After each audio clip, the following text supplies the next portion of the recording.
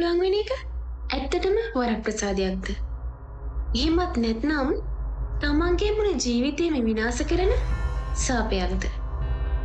අද අපි කතා කරන්නේ දකුණු කොරියාවෙන් බිහිසුණු අතිශය ජනප්‍රිය සහ සංවේදී හොරර් සිනමා පටයක් වෙන මවුනින් ග්‍රේව් ගැන. මේක නිකම්ම වය හිතන හොල්මන් කතාවක් නෙවෙයි. මේක ඇතුලේ ලස්සන ආදර කතාවක් වගේම සමාජයට දෙන ලොකු පණිවිඩයකුත් තියෙනවා. කතාවේ ප්‍රධාන චරිතය කාං ඉන්සු.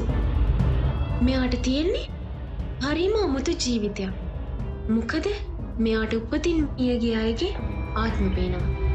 මේ නිසා පාසලේ යාළුවෝ මෙයාට විහිළු කරනවා. මෙයා කොන් වෙනවා. මේ කරදරේ ඉවසන්නම් බැරිම තැන ඉන්සු තමන්ගේ මාමා ඉන්න ගමට එනවා. එයාගේ මාමාට මේ හැකියාවම තියෙනවා.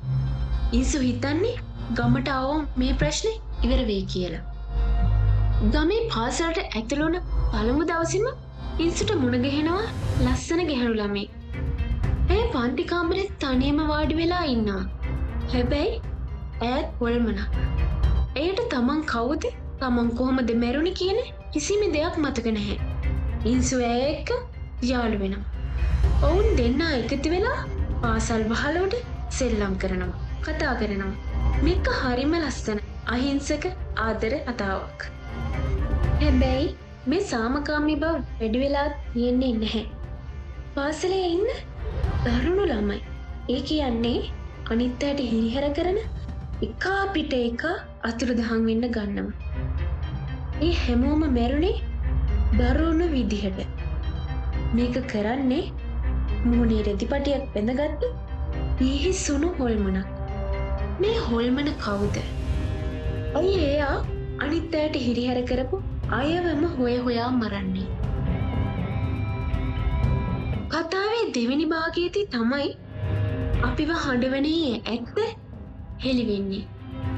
ඉන්සු ආදරය කරන අර ලස්සන හොල්මන් ගැහැණු ළමයා තමයි ඇත්තටම මේ බිහිසුණු මිනිමරු හොල්මන්.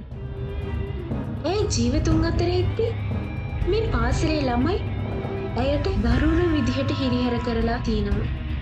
ඇයව කොන් කරලා. අවසානයේ ඇය මිය ගිහින් තියෙන්නේ ඒ වේදනාව දරා ගන්න බැරුව. ඇයගේ ආත්මය කොටස් දෙකකට බෙදෙනවා. එක් කොටසක් ඇයගේ අහිංසක මතකයන්, අනිත් කොටස ඇයගේ පලි ගැනීම. අවසානයේදී ඉන්සුට සිද්ධ වෙනවා තමන් ආදරය කරන කෙනාව ඒ පලි ගැනීමේ ගින්නෙන් බේරගන්න. ඇයට සාමකාමීව මෙලවින් සමුගන්න උදව් කරන්න. ඒ දර්ශනය ඕනෑම කෙනෙක්ගේ ඇසට කඳුළු ගේනවා. මේ චිත්‍රපටය අපිට කියන්නේ එක දෙයයි. අපි විහිළුවට කරන හිරිහැරයක් තව කෙනෙක්ගේ ජීවිතේ විනාශ කරන්න පුළුවන් දරුණු ආයුධයක් වෙන්න පුළුවන් කියන එක. ඉතින් මේ මවුනින් ග්‍රේව් චිත්‍රපටය ගැන ඔයාලට මොකද හිතෙන්නේ? පාසල් කාලයේ සිදුවන මෙවැනි හිරිහැර කිරීම ගැන ඔයාලගේ අදහස මොකක්ද? අමතක නොකර පහලින් කමෙන්ට් එකක් දාන්න. ඔයාලා මේ වීඩියෝ එකට කැමති නම් ලයික් එකක් දාන්න. ඔයාලගේ යාළුවෝ එක්ක ෂෙයා කරන්න. මේ වගේ කුතුහලය පිරුණු කොරියානු සහ ජාත්‍යන්තර චිත්‍රපට විචාර දිගටම සිංහලෙන් බලන්න කැමති නම් දැන්ම අපේ channel එක subscribe කරලා bell icon එක click කරන්න. සුබ දවසක්.